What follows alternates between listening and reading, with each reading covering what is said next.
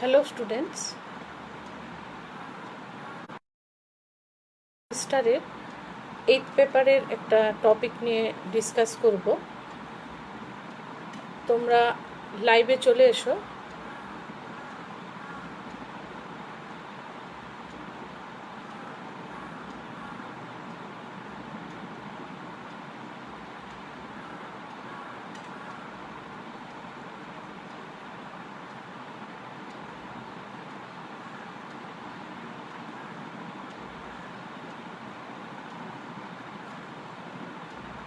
তোমরা কি কেউ লাইভে আছো?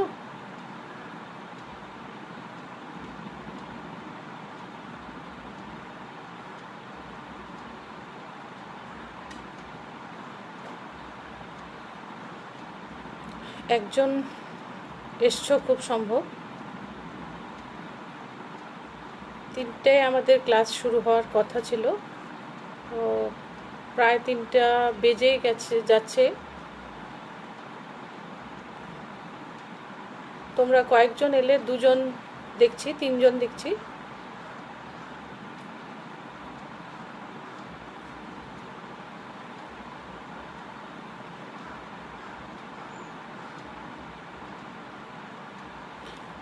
কে কে এসছো তোমরা একটু কমেন্ট বক্সে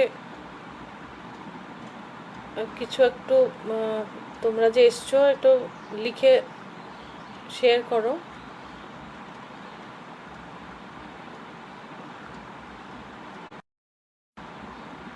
তিনজন তোমরা লাইভে আছো দেখছি।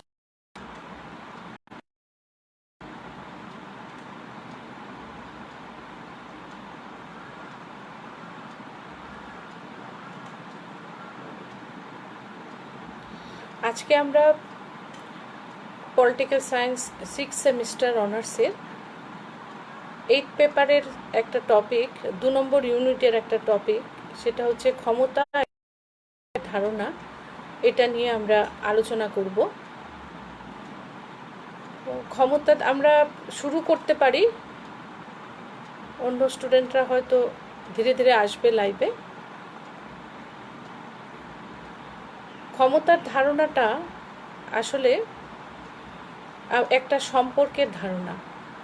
ক্ষমতা বলতে সাধারণত আমরা বুঝি যে একজন ব্যক্তি বা একটা গোষ্ঠীর কেউ একজন অন্য কে, তার আচরণকে ওই ব্যক্তির বা গোষ্ঠীর ইচ্ছার বিরুদ্ধে নিয়ন্ত্রণ করার একটা সামর্থ্যকে আমরা বলতে পারি ক্ষমতা। মানে কি দাঁড়ালো, একজন ব্যক্তির ইচ্ছার বিরুদ্ধে তার ব্যবহারকে বা তার কাজকর্মকে অন্য ব্যক্তি যদি প্রভাবিত করতে সক্ষম হয়, সেই যে সক্ষমতা বা সামর্থ্য, সেটাকে আমরা ক্ষমতা বলতে পারি। আবার তাহলে রাজনৈতিক ক্ষমতা, আজকে আমাদের বিষয়টা তো হচ্ছে রাজনৈতিক সমাজতত্ত্ব। তাই রাজনৈতিক সমাজতত্ত্ব বলতে আমরা একই রকমভাবে বুঝতে পারি যে ক্ষমতা হচ্ছে আমাদের আজকের টপিক হচ্ছে রাজনৈতিক ক্ষমতা এবং কর্তৃত্বের ধারণা, যেটা তোমাদের যে 8th পেপার পলিটিক্যাল সায়েন্সের 8th পেপার, যেটা তত্ত্ব, সেটার সেই বিষয়ের সেই সাবজেক্ট বা সেই পেপারটার অন্তর্ভুক্ত। এবং সেখানে 2 নম্বর ইউনিটে রাজনৈতিক ক্ষমতা এবং কর্তৃত্বের ধারণাটা রয়েছে, এবং সেটা খুব গুরুত্বপূর্ণ একটা টপিক, যেটা সম্পর্কে তোমাদের ধারণা থাকা উচিত। আমরা বলছিলাম যে ক্ষমতার ধারণাটা হচ্ছে একটা সম্পর্কের ধারণা, যেখানে দুপক্ষ থাকবে। এক পক্ষ বা একজন ব্যক্তি অথবা একটা গোষ্ঠী যদি অন্য কোনো ব্যক্তি, অনেকজন ব্যক্তি এবং একজন ব্যক্তির তার ক্ষমতা থাকে বা সামর্থ্য থাকে যে ওই ব্যক্তির ইচ্ছার বিরুদ্ধে একজন ব্যক্তি কোনো একটি গোষ্ঠীর বিরুদ্ধে, অথবা নিজের, আমরা বলতে পারি যে নিজের ইচ্ছা অনুযায়ী অন্যের যে কি বলবো ব্যবহার এবং কাজগুলোকে নিয়ন্ত্রণ করার সামর্থ্যকে আমরা ক্ষমতা হিসেবে চিহ্নিত করতে পারি। ক্ষমতার ধারণাটা খুব সহজ ভাষায় এরকমই যে আমার ইচ্ছা নেই, কিন্তু আরেকজনের দ্বারা প্রভাবিত হয়ে আমার আচরণটাকে আমি পরিবর্তন করব, বা ওই ব্যক্তির ইচ্ছার উপর নির্ভর করে আমার আচরণ বা আমার কাজকর্ম নির্ধারিত হবে। তাহলে ক্ষমতাবান হবেন তিনি সেই ব্যক্তি যার দ্বারা বা যার ইচ্ছায় আমার আচরণ নিয়ন্ত্রিত হয়। তাহলে ক্ষমতার ধারণাটার মধ্যে দুইটা পক্ষ থাকবে। একটা হচ্ছে যিনি ক্ষমতা প্রয়োগ করছেন, আরেকজন হচ্ছে যিনি ক্ষমতার দ্বারা, ওই ব্যক্তির ক্ষমতার দ্বারা বা সামর্থ্যের দ্বারা যিনি প্রভাবিত হচ্ছেন। তাহলে এই হচ্ছে সাধারণ ক্ষমতার ধারণা। আর রাজনৈতিক ক্ষমতা বলতে তাহলে আমরা একইভাবে বুঝতে পারি যে রাজনৈতিক ক্ষেত্রে মানুষের রাজনৈতিক অনেকগুলো আচরণের মধ্যে রাজনৈতিক আচরণও একটা মানুষের স্বাভাবিক আচরণ। সেই আচরণটাকে নিয়ন্ত্রিত করতে পারে একজন ব্যক্তি বহুজনের, একটা গোষ্ঠী অথবা অনেকজন ব্যক্তির তার যে রাজনৈতিক ইচ্ছা অনিচ্ছা, তার মনোভাব এবং তার যে কাজকর্ম, সেগুলোকে আরেকজন ব্যক্তি প্রভাবিত করতে বা তার আচার আচরণকে, রাজনৈতিক আচরণকে নিয়ন্ত্রণ করতে পারে, সেটাকে আমরা বলতে পারি রাজনৈতিক ক্ষমতা। তো এই যে রাজনৈতিক ক্ষমতার ধারণা, সেটা কিন্তু আবার ক্ষমতার কতগুলো বৈশিষ্ট্য আছে। এটা নিশ্চিতভাবেই এক পক্ষের কোনো সম্পর্ক নয়, এখানে দুটো পক্ষ কিন্তু কাজ করে। একজন ক্ষমতার দ্বারা একজন ক্ষমতাবান বা ব্যক্তির দ্বারা প্রভাবিত হন, আরেকজন ক্ষমতা প্রয়োগ করে। ক্ষমতার ধারণা কিন্তু একটা পরিমাপযোগ্য এবং তা তুলনাযোগ্য। কিভাবে পরিমাপ করা যায় ক্ষমতার ধারণাটাকে? একজন বিদ্বান ব্যক্তি, হ্যাঁ, তার যে বিদ্যা বা তার যে জ্ঞান, সেটার যে বাস্তব ক্ষেত্রে বা যেটা বাস্তবে প্রয়োগ হলে পরে তার যে ফলশ্রুতি, ফল কীরকম হবে, তার উপর নির্ভর করে আমরা সেই বিদ্বান ব্যক্তির বিদ্যার ক্ষমতা কতটা রয়েছে কিন্তু পরিমাপ। একজন ধনী ব্যক্তি, যিনি তার প্রচুর ধন সম্পত্তি রয়েছে, সেই ধনী ব্যক্তির এই ধন ব্যবহার করে ব্যবহারিক জগতে সেই তার পরিণাম বা ফলশ্রুতিতে কতটা তিনি মানুষকে প্রভাবিত করতে পারেন, সেই ধন সম্পদ প্রয়োগ করে বা ধন সম্পদ খরচ করে, তার উপর ভিত্তি করে কিন্তু তার ক্ষমতাটাকে পরিমাপ করা যেতে পারে। আবার সেই ক্ষমতার ধারণাটা তুলনাযোগ্য। একজন বিদ্বান ব্যক্তি আর একজন ধনী ব্যক্তি, ধরো তাদের মধ্যে কার ক্ষমতা বেশি, সেটা কিন্তু তুলনা করা যেতে পারে বাস্তবে বা ব্যবহারিক জগতে। সেই যে তার ক্ষমতার ক্ষেত্রে তিনি কতটা সক্ষম হচ্ছেন, তার বা আউটপুট কি, তার ফলশ্রুতি কি, ফল কি দাঁড়াচ্ছে, তার উপর ভিত্তি করে ওই দুইজনের ক্ষমতাকে তুলনা করা যায়। যেমন একজন বিদ্বান ব্যক্তির দ্বারা প্রভাবিত হয়ে অনেকজন মানুষ কিন্তু কোনো একটা রিসার্চ ওয়ার্ক বা কোনো একটা একাডেমিক অ্যাক্টিভিটির সঙ্গে যুক্ত হতে পারে। আবার একজন বিদ্বান ধনী ব্যক্তি, তার বিভিন্ন ধন সম্পত্তির যে ব্যবহারিক প্রয়োগ বা ব্যবহার করা হয়, তার উপর ভিত্তি করে অনেক মানুষ তার সপক্ষে থাকতে পারে, দ্বারা প্রভাবিত হতে পারে। এভাবে ক্ষমতার ধারণাটা একদিকে যেমন পরিমাপযোগ্য, তিনি কতটা ক্ষমতাশালী ব্যক্তি তার প্রয়োগের ওপর নির্ভর করে সেটাকে পরিমাপ করা যেতে পারে, আর কতজন মানুষ তার দ্বারা প্রভাবিত হচ্ছেন যেতে পারে। আবার দুজন ধনী ব্যক্তির মধ্যে তুলনা করা যেতে পারে তার যে ধন সম্পদ, এগুলোর ব্যবহারের উপর ভিত্তি করে।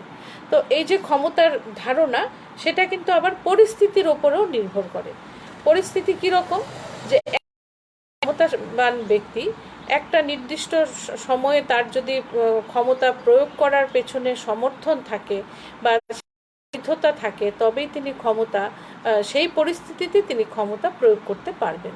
বা এমনও তো হতে পারে তিনি এমন ক্ষমতাবান ব্যক্তি, কিন্তু নিজের যেখানে আছেন, যেখানে লোকেরা সেটা প্রয়োগের সমর্থন করেছেন বা সেটার পেছনে বৈধতা রয়েছে, সেই ব্যক্তি অন্য একটা জায়গায় গেলে, ধরো নিজের দেশে গেল, সেখানে কিন্তু তার এই ক্ষমতার প্রয়োগ নাও হতে পারে, নাও করতে পারেন। ঠিক আছে, কোনো ক্ষেত্র বিশেষে পরিস্থিতির উপর নির্ভর করে, যেমন একজন পুলিশ আধিকারিক, তিনি যে অঞ্চলে আছেন সেখানে তার ক্ষমতা প্রয়োগ করতে পারেন। আবার তিনি যখন ছুটিতে বাড়িতে যান অথবা ধরো অন্য একটা জায়গায় গেল, তখন কিন্তু তার সেই যে ক্ষমতা প্রয়োগ করার পরিস্থিতি নাও থাকতে পারে। তো সে কারণে বলা হচ্ছে ক্ষমতার ধারণাটা অনেকটা, মানে প্রয়োগটা অনেক সময় কিন্তু নির্ভর করে পরিস্থিতির উপর। পরিস্থিতি কীরকম হবে তার উপর ভিত্তি করে ক্ষমতার প্রয়োগ হতে পারে। এই হচ্ছে মানে ক্ষমতার ধারণা। এবং ক্ষমতা ধারণা এটা রাজনৈতিক ক্ষেত্রেও যেমন প্রয়োগ করা যেতে পারে, আবার সামাজিক ক্ষেত্রেও ক্ষমতার প্রয়োগ কিন্তু আমরা প্রতিনিয়তই দেখতে পাই যে একজন মানুষ কিভাবে অন্যজনকে প্রভাবিত করছে। এইবার আমরা যেটা বলবো, ক্ষমতার ধারণার সঙ্গে তোমাদের জন্য বেশি দরকারি যে জিনিসটা, সেটা হচ্ছে ক্ষমতার সঙ্গে বৈধতার, মানে বৈধ হতে হবে, এবং সেই ক্ষমতার সঙ্গে কর্তৃত্বের ধারণাটার কী সম্পর্ক। ক্ষমতা এবং কর্তৃত্বের ধারণা পরস্পর সম্পর্কযুক্ত। কর্তৃত্বহীন ক্ষমতা কিছুদিন প্রয়োগ করা যেতে পারে, কিন্তু কর্তৃত্ব যদি না থাকে তাহলে ক্ষমতার প্রয়োগ কিন্তু সম্ভব নাও হতে পারে। অনেক ক্ষেত্রে ক্ষমতাকে দীর্ঘস্থায়ী করার জন্য তার ক্ষমতাকে প্রয়োগ করার জন্য একটা কর্তৃত্বের প্রয়োজন হয়, এবং কর্তৃত্ব ছাড়া ক্ষমতা প্রয়োগ বা কার্যকর হতে পারেই না, বলা যেতে পারে। কিছুদিন পর্যন্ত বল প্রয়োগ করা যেতে পারে, কিন্তু তার পিছনে কর্তৃত্বের ধারণাটা না থাকলে কিন্তু ক্ষমতা বাস্তবে প্রয়োগ করা সম্ভব নয়। তো কর্তৃত্ব তাহলে মানে প্রশ্ন দাঁড়ায় যে কর্তৃত্ব বলতে আমরা কি বুঝবো। কর্তৃত্বের ধারণাটা এরকম, কর্তৃত্ব হচ্ছে আসলে ক্ষমতার পেছনে যদি বৈধতা থাকে, মানে জনসাধারণ, বা বৈধতা মানে হচ্ছে স্বীকৃতি, ক্ষমতা মেনে নেওয়ার একটা যে ক্ষমতা মেনে নেওয়ার সামর্থ্য বলতে পারি, বা ক্ষমতা মেনে নেওয়ার ইচ্ছা, সেটাকেই কিন্তু আমরা সাধারণ কথায় বৈধতা বলতে পারি। বৈধতা বলতে আরেকটু যদি ব্যাখ্যা করা যায়, তাহলে সেখানে দাঁড়ায় যে ক্ষমতা প্রয়োগের স্বীকৃতি, মানে আমার ওপর আমার আচরণ নিয়ন্ত্রণ করার জন্য একজন ক্ষমতা প্রয়োগ করতে পারে, এই যে আমার মানে সম্মতি, সেটাই হচ্ছে বৈধতা বা ক্ষমতা প্রয়োগের স্বীকৃতি। তাহলে এই যে ক্ষমতা প্রয়োগ যদি স্বীকৃত হয় বা বৈধ হয়, তবেই কিন্তু সেই ক্ষমতাটা রূপান্তরিত হয় কর্তৃত্বে। মানে কি দাঁড়ালো, কর্তৃত্ব বলতে কি দাঁড়ায়, কি বোঝায়? কর্তৃত্ব বলতে বোঝায় বৈধ ক্ষমতা। এমন আমাদের প্রত্যেকটা রাজনৈতিক সমাজ ব্যবস্থায়, রাজনৈতিক ব্যবস্থার মধ্যে রাজনৈতিক ক্ষমতাকে বৈধতা দেওয়ার একটা মানে প্রবণতা থাকে। কারণ দীর্ঘদিন ধরে ক্ষমতা কিন্তু প্রয়োগ করা যাবে না যদি না সেটাকে বৈধতা দেওয়া হয়। মানে বৈধতা কি? স্বীকৃতি, ক্ষমতা প্রয়োগের স্বীকৃতিকে বলে বৈধতা, আর বৈধ ক্ষমতাকেই বলে কর্তৃত্ব। মানে ক্ষমতা যখন বৈধতা লাভ করে তখন সেটা কর্তৃত্বে পরিণত হয়। তাহলে কর্তৃত্বের সংজ্ঞা এক কথায় আমরা বলতে পারি, কর্তৃত্ব হচ্ছে বৈধ ক্ষমতা। এবং এই যে বৈধতা দেওয়া হয় সেটা বা স্বীকৃত হয়, মানুষ ক্ষমতা প্রয়োগে স্বীকৃতি জানায় বা বৈধ হয়, সেটা কিন্তু দুভাবে হতে পারে। এক হচ্ছে আইনগত বা সাংবিধানিক বৈধতা, বা সংবিধানের যে সাংবিধানিক যে নিয়মকানুন আছে তার উপর ভিত্তি করে আইন তৈরির মাধ্যমেও ক্ষমতাটাকে বৈধতা প্রদান করা যেতে পারে। মানে আইনের স্বীকৃতি থাকতে পারে। আরেকটা হচ্ছে জনগণের ব্যাপক সম্মতি। জনগণের সম্মতি ছাড়া কিন্তু ক্ষমতা কর্তৃত্বে রূপান্তরিত হতে পারে না। তাহলে এতক্ষণ আমরা যেটা বুঝলাম যে ক্ষমতা বলতে বোঝায় একটা সম্পর্ক যেখানে দুপক্ষ থাকবে এক পক্ষ তার নিজের ইচ্ছে অনুযায়ী অপর পক্ষের ইচ্ছার বিরুদ্ধে তার ক্ষমতা, তার যে কাজকর্ম বা ব্যবহারকে প্রভাবিত করতে সক্ষম। এই যে অন্যের ব্যবহারকে নিজের ইচ্ছা অনুযায়ী কন্ট্রোল বা নিয়ন্ত্রণ বা পরিবর্তিত করার যে সামর্থ্য, সেটাকেই বলা হয় ক্ষমতা। আর রাজনৈতিক ক্ষেত্রে মানুষের রাজনৈতিক আচার আচরণকে নিয়ন্ত্রণ করার যে ক্ষমতা, সেটাকেই বলা হয়, নিয়ন্ত্রণ করার যে সামর্থ্য, সেটাকে বলা হয় রাজনৈতিক ক্ষমতা। এইবার রাজনৈতিক ক্ষমতার সঙ্গে যদি বৈধতা যুক্ত হয়, মানে স্বীকৃত হয়, ক্ষমতা প্রয়োগের যদি স্বীকৃতি দেওয়া হয়, মানে বৈধতা দেওয়া হয়, তাহলে সেটা হয় কর্তৃত্ব। তাহলে কর্তৃত্ব ছাড়া ক্ষমতার প্রয়োগ কিন্তু এক প্রকার সম্ভব নয়। যদি সম্ভবও হয়, তাহলে খুব স্বল্প সময়ের জন্য সেই ক্ষমতা প্রয়োগ করা যেতে পারে। তো রাজনৈতিক কর্তৃত্ব আমরা তাহলে বলতে কি বুঝবো? রাজনৈতিক কর্তৃত্ব হলো, এই বৈধতা কিভাবে আসে, বৈধতা কারা প্রদান করবে? বৈধতা দুদিক থেকে হতে পারে। ক্ষমতার বৈধতা দুদিক থেকে দুভাবে বৈধ হতে পারে। একটা হচ্ছে সাংবিধানিক এবং আইনগত উপায়ে ক্ষমতার বৈধতা পায়, আর হচ্ছে জনসাধারণের ব্যাপক সমর্থনের মাধ্যমে ক্ষমতা কিন্তু বৈধতা পায়। মানে ক্ষমতা প্রয়োগকারী তার ক্ষমতা প্রয়োগের যে স্বীকৃতি, সেটা দুভাবে পেতে পারে। এক হচ্ছে সাংবিধানিক এবং আইনগত উপায়ে সেটা স্বীকৃত হতে পারে, আরেকটা হচ্ছে জনগণের সমর্থনের ভিত্তিতে বৈধতা লাভ করতে পারে। এবার এই দুভাবে বৈধতা লাভ করে, তখন সেটাকে বলা হয় কর্তৃত্ব। আমি তোমাদের পরীক্ষার খাতা অনেক সময় দেখার সময় দেখি যে অনেকেই কর্তৃপক্ষ আর কর্তৃত্ব কথাটাকে এক অর্থে ব্যবহার করো। সেটা কিন্তু ভীষণভাবে ভুল।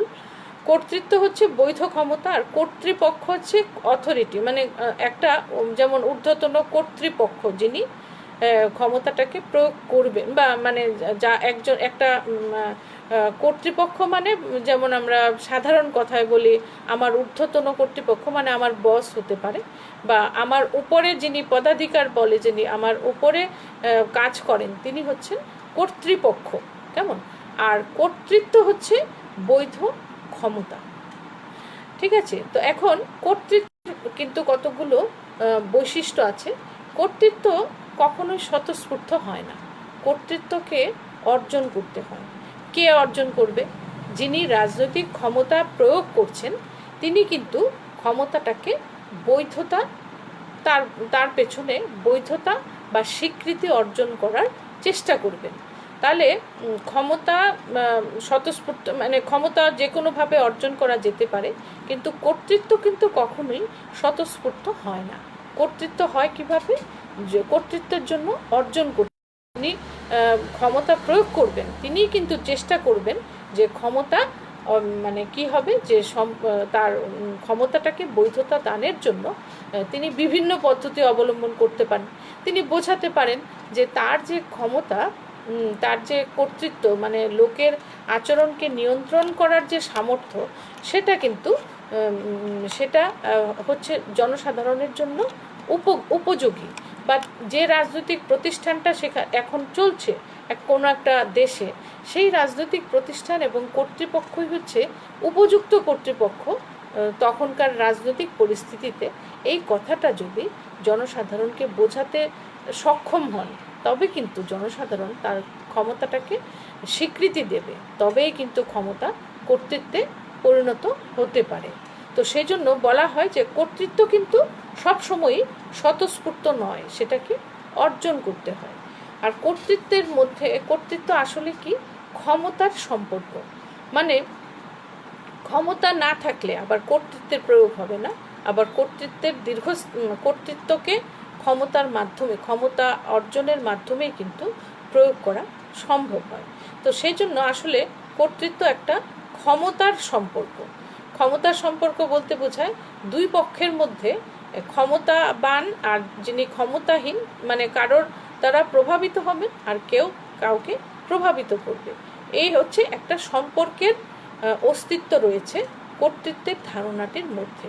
মানে একজন ব্যক্তি ক্ষমতা প্রয়োগ করবে, তিনি একটা পক্ষ, আর যারা তার ক্ষমতাটাকে মেনে নেবে এবং ক্ষমতা প্রয়োগকে বৈধ হিসেবে স্বীকৃতি দেবে, সেটা হচ্ছে আরেকটা পক্ষ। তো তাহলে কর্তৃত্বের ধারণাটার মধ্যেও কিন্তু কর্তৃত্বের ধারণা, ক্ষমতার ধারণাটা যেমন একটা সম্পর্কের ধারণা, ঠিক সেরকমভাবে কর্তৃত্বের ধারণাটাও কিন্তু হচ্ছে একটা সম্পর্কের ধারণা। আচ্ছা, কর্তৃত্ব যখন প্রয়োগ করা হয় তখন কর্তৃত্বের আরেকটা বৈশিষ্ট্য হচ্ছে, কর্তৃত্ব যখন প্রয়োগ করা হয় তখন এটার সঙ্গে একটা সীমিত বল প্রয়োগের ধারণাও যুক্ত আছে। বল প্রয়োগ মানে কি, অনেকেই কিন্তু মেনে নাও নিতে পারে যে কারোর কর্তৃত্ব বা কারোর ক্ষমতা যে প্রয়োগ করছে সেটা কেউ মেনে নাও নিতে পারে। সেই ক্ষেত্রে কি সীমিত একটা বল প্রয়োগের ধারণা কিন্তু এর সঙ্গে যুক্ত থাকে। বল প্রয়োগ কীরকম হয়, যে ক্ষমতা যদি এই কর্তৃত্ব স্বীকার করে নেওয়া না হয় তাহলে কিন্তু শাস্তির ব্যবস্থা হতে পারে। তো যদি কোনো একটা ক্ষমতাবান ব্যক্তির পেছনে, তার ক্ষমতা প্রয়োগের পেছনে যদি আইনসঙ্গত কোনো স্বীকৃতি থাকে, আইনগত বৈধতা থাকে, তাহলে কিন্তু তিনি সেটা প্রয়োগ করতে, বৈধ ক্ষমতাই প্রয়োগ করছেন। কিন্তু অনেকে সেই ক্ষমতাটাকে যদি মানে ভালো চোখে না দেখেন বা মানতে রাজি না হন, তাহলে অবশ্যই সেখানে শাস্তির ব্যবস্থা থাকে। সেই জন্য বলা হয় কর্তৃত্বের যখন প্রয়োগ করা হয় তখন সেটার সঙ্গে একটা সীমিত অল্প স্বল্প বল প্রয়োগের বা শাস্তির ব্যবস্থা যুক্ত থাকতে পারে।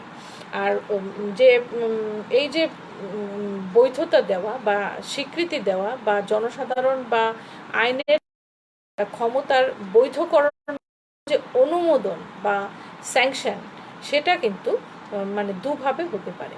অনেকে কি করে যে ইতিবাচক হতে পারে।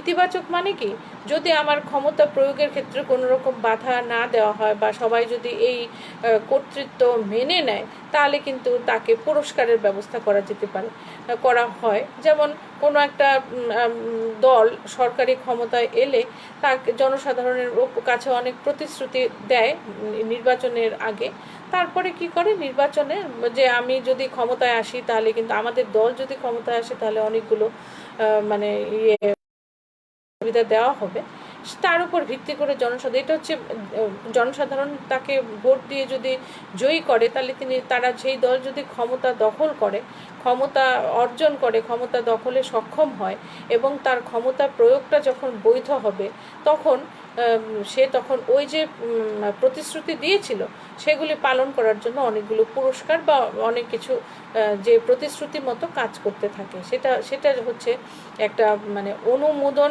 পাওয়ার জন্য একটা ইতিবাচক বা পজিটিভ স্যাংশন আমরা বলতে পারি।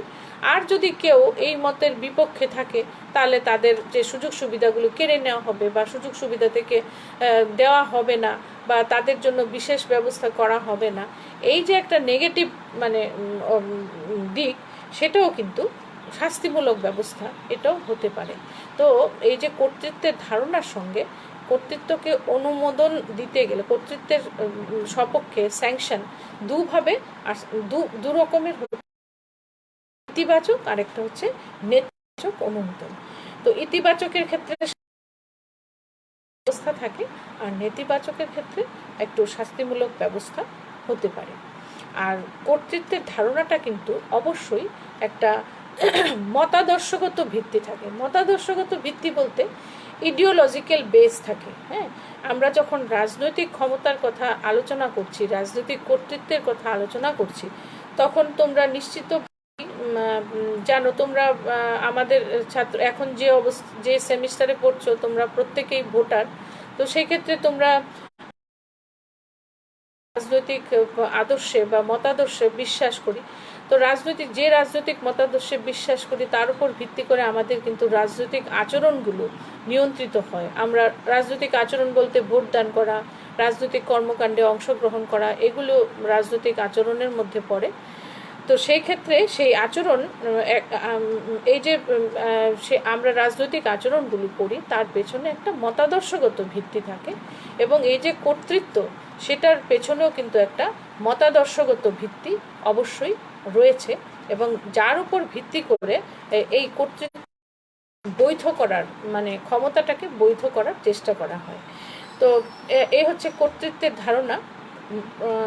একদম সহজ কথায় আমরা যদি বলি, ক্ষমতা, রাজনৈতিক ক্ষমতা হচ্ছে একটা সম্পর্কের ধারণা, যেখানে কোনো একজন ব্যক্তি তার নিজস্ব উদ্দেশ্য সাধনের জন্য অন্য ব্যক্তি বা গোষ্ঠীকে তাদের ইচ্ছার বিরুদ্ধে ওই ব্যক্তি বা গোষ্ঠীর আচরণকে নিয়ন্ত্রণ করতে পারে এবং তার আচরণকে প্রভাবিত করতে পারে, তার কাজকর্মকে প্রভাবিত করার যে সামর্থ্য, সেটাকে আমরা বলতে পারি রাজনৈতিক ক্ষমতা।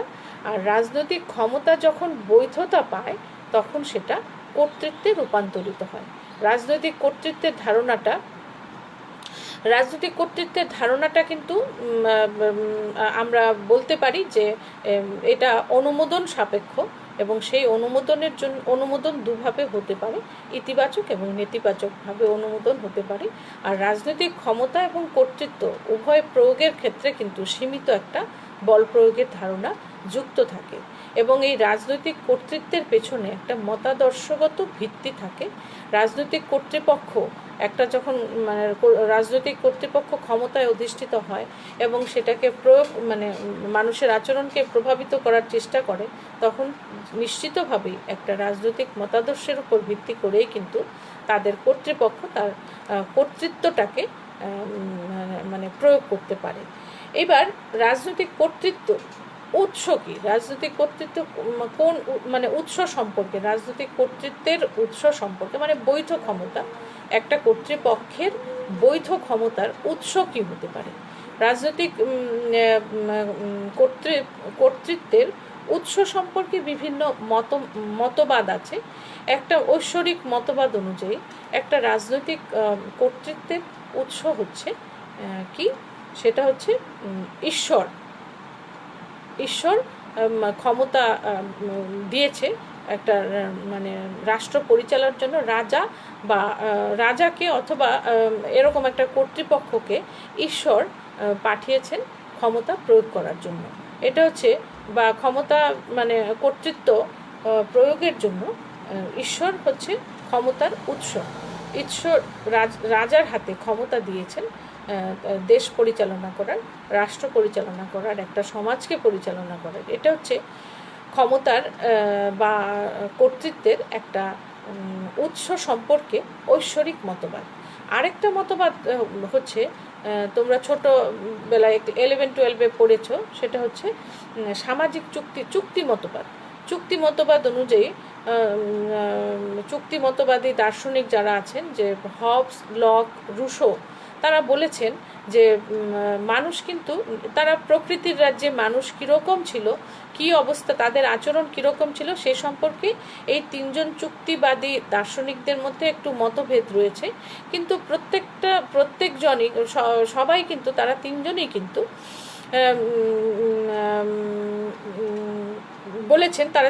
বলেছেন যে মানুষ চুক্তির মাধ্যমে ক্ষমতাকে একটা কর্তৃপক্ষের হাতে অর্পণ করেছে, নিজেদেরকে শাসন করার এবং সমাজের শৃঙ্খলা বজায় রাখার।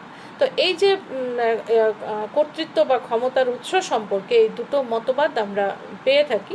আর আধুনিক সমাজে ক্ষমতা বা কর্তৃত্বের উৎস হিসাবে আইন বা সংবিধানকে আমরা উল্লেখ করতে পারি, যেখানে নির্দিষ্ট করা থাকে যে কোনো কর্তৃপক্ষ কতটা ক্ষমতা এবং কর্তৃত্ব প্রয়োগ করতে পারবে।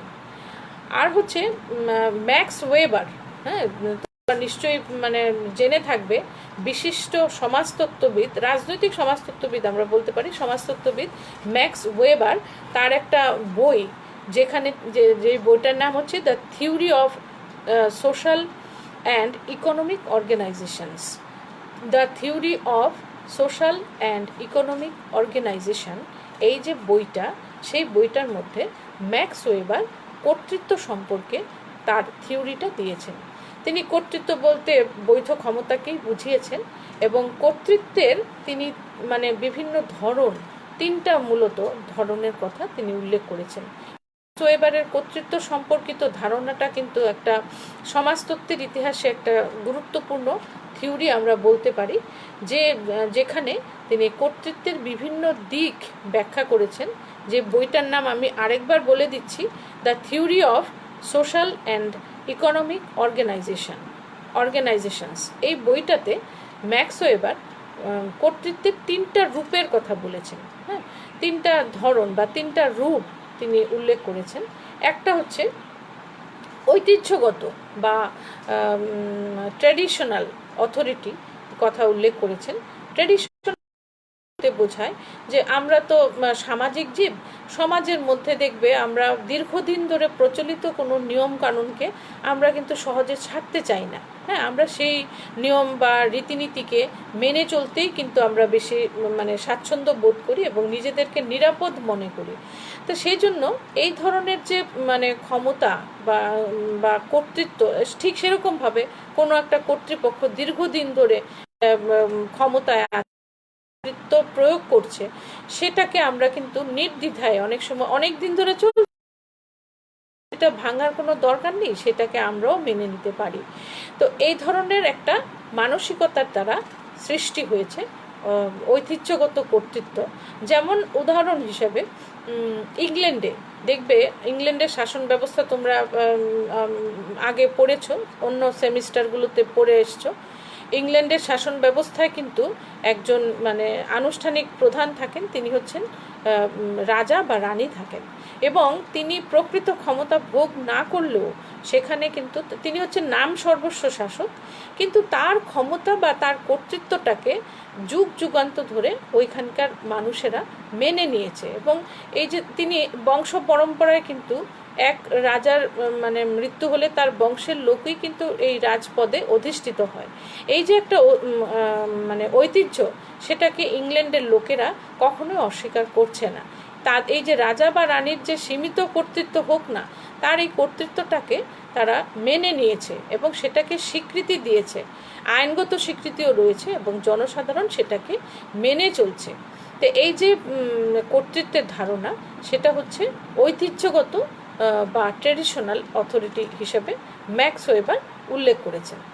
আরেকটা কর্তৃত্ব হচ্ছে যে ক্যারিসমেটিক লিডারশিপ বা ক্যারিসমেটিক লিডারশিপ বলতে বোঝায় সম্মোহনী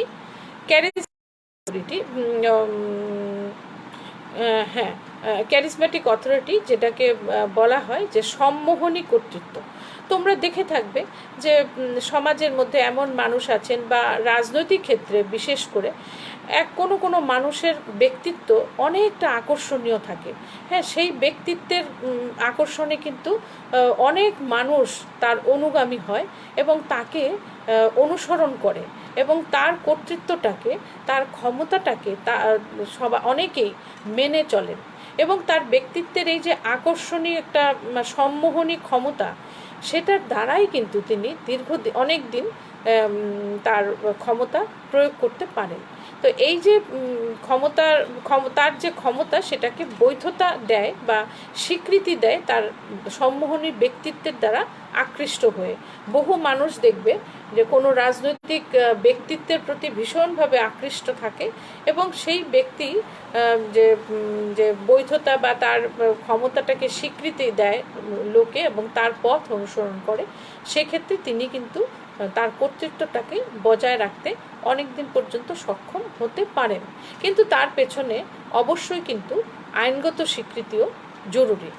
তবে সাধারণ কথায় আমরা বলতে পারি যে এই যে ক্ষমতার ধারণাটা বা ক্ষমতা না, কর্তৃত্বের ধারণাটা, বৈধ ক্ষমতা আর কি, সেটার ধারণাটা তখনই দীর্ঘস্থায়ী হতে পারে যেটা তার পেছনে যদি স্বীকৃতি থাকে। কিন্তু কোনো ক্ষেত্রে কোনো মানুষ সম্মোহনী ব্যক্তিত্বের দ্বারা আকৃষ্ট হয়ে তার দ্বারা প্রভাবিত হয় এবং নিজের আচরণকেও পরিবর্তন করতে পারে, করে থাকে। এই ধরনের ব্যক্তিত্বের অস্তিত্ব কিন্তু সারা ভারতবর্ষ জুড়ে অনেক রাজনৈতিক ব্যক্তিত্ব আছেন, সারা পৃথিবী জুড়ে এমন রাজনৈতিক ব্যক্তিত্ব আছেন যাদের দ্বারা, বা সামাজিক ক্ষেত্রেও দেখবে তিনি হয়তো আক্ষরিক অর্থে বা আইনসঙ্গতভাবে ক্ষমতাধর নাও হতে পারে, এই যে সম্মোহনী কর্তৃত্ব, সেটাতে আমরা ছিলাম। সম্মোহনী কর্তৃত্বের মাধ্যমে আমরা পাই কর্তৃত্ব বলতে কোনো একজন ব্যক্তি তার প্রবল ব্যক্তিত্বের পরিপ্রেক্ষিতে, ব্যক্তিগত গুণাবলীর পরিপ্রেক্ষিতে বহু মানুষকে, মানুষের আচরণকে, বহু মানুষকে প্রভাবিত করতে পারেন এবং বহু লোক তার ব্যক্তিত্বের আকর্ষণে তার অনুসরণ করে এবং তার ক্ষমতা কে বৈধতা প্রদান করে।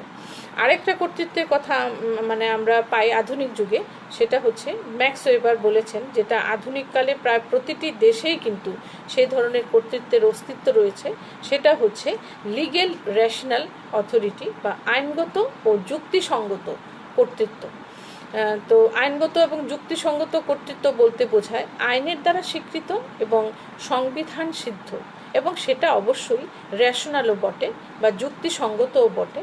কোনো কর্তৃপক্ষ আধুনিক যুগে প্রায় পৃথিবীর প্রতিটি দেশে রাজনৈতিক যে ক্ষমতা, যারা ক্ষমতায় থাকেন তাদের ক্ষমতা দখলের পেছনে এবং ক্ষমতা প্রয়োগের পেছনে, তাদের কর্তৃত্ব প্রয়োগের পেছনে কিন্তু আইনগত স্বীকৃতি এবং আইনের সংবিধানের স্বীকৃতি থাকে।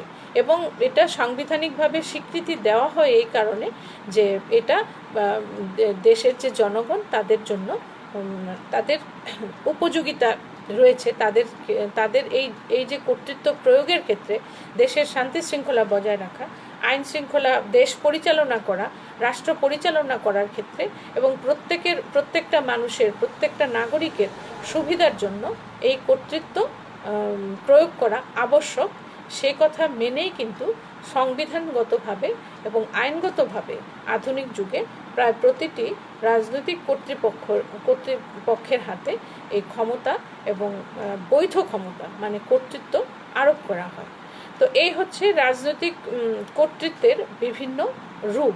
তবে ম্যাক্স ওয়েবার বলেছেন যে আধুনিক সমাজে মিক্সড মানে কর্তৃত্বের অস্তিত্ব লক্ষ্য করা যায়, মানে মিশ্র কর্তৃত্ব পৃথিবীর বিভিন্ন রাজনৈতিক ব্যবস্থায় দেখা যায়।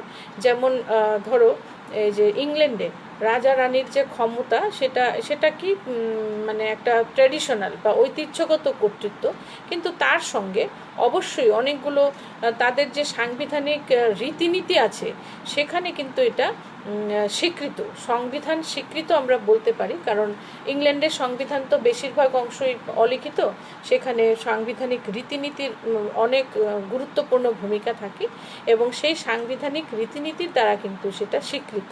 তো সেখানে আমরা বলতে পারি ইংল্যান্ডে যে রাজা বা রানী যে ক্ষমতা বা কর্তৃত্ব ব্যবহার করেন, ভোগ করেন, সেটার পেছনে একদিকে রয়েছে ট্রেডিশনাল বা ঐতিহ্যগত দিক, আরেকদিকে হচ্ছে আইনসঙ্গত বা রেশনাল দিকটাও রয়েছে, দিকের মিশ্রণ আমরা বলতে পারি।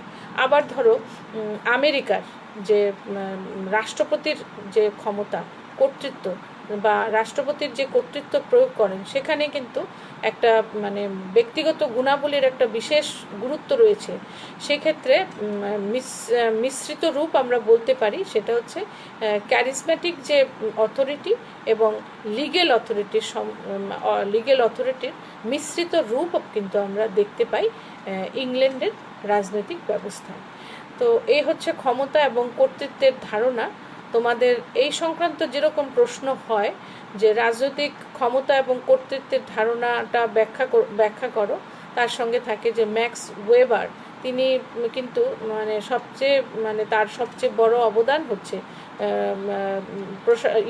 সমাজতত্ত্বের ক্ষেত্রে, রাজনৈতিক সমাজ বিজ্ঞানের ক্ষেত্রে, সেটা হচ্ছে কর্তৃত্বের ধারণা, ক্ষমতা এবং কর্তৃত্বের ধারণাটা সবচেয়ে বেশি গুরুত্বপূর্ণ অবদান। তো সেই জন্য অনেক সময় দেখেছি এরকম আসে যে ম্যাক্স ওয়েবারের রাজনৈতিক কর্তৃত্ব সম্পর্কিত ধারণাটি আলোচনা করো, এরকম প্রশ্ন হতে পারে। তো তোমরা বই হিসেবে রাজনৈতিক সমাজতত্ত্বের একটা বাংলা বই আছে অনাদি কুমার মহাপাত্রের, সেটা তোমরা ফলো করতে পারো। তবে কলেজ খোলার পরে তোমরা কলেজের লাইব্রেরি থেকে সেটা নিতে পারো। আর আমি প্রতিটা ক্লাসের পরেই এটা বলি যে এখন যেহেতু তোমাদের অনেকের কাছেই মানে স্মার্টফোন আছে, তোমরা ইন্টারনেট থেকে একটুখানি সার্চ করে এই বিষয়টা নিয়ে, রাজনৈতিক ক্ষমতা এবং কর্তৃত্বের ধারণাটা নিয়ে একটু ম্যাটেরিয়ালস কালেক্ট করে তোমরা পরীক্ষার জন্য প্রস্তুতি নিতে পারো। আর যদি তোমাদের কোনো এই বিষয়ে প্রশ্ন বা কিছু থাকে তোমরা আমার সঙ্গে হোয়াটসঅ্যাপেও করতে পারো। আর একটু পরে এটা আমি ভিডিওটা গ্রুপে শেয়ার করব, যারা দেখতে পারোনি পরেও সেটা, এই ক্লাসটা ফলো করতে পারোনি লাইভে, তারা পরেও সেটা দেখতে পারো। Thank you so much.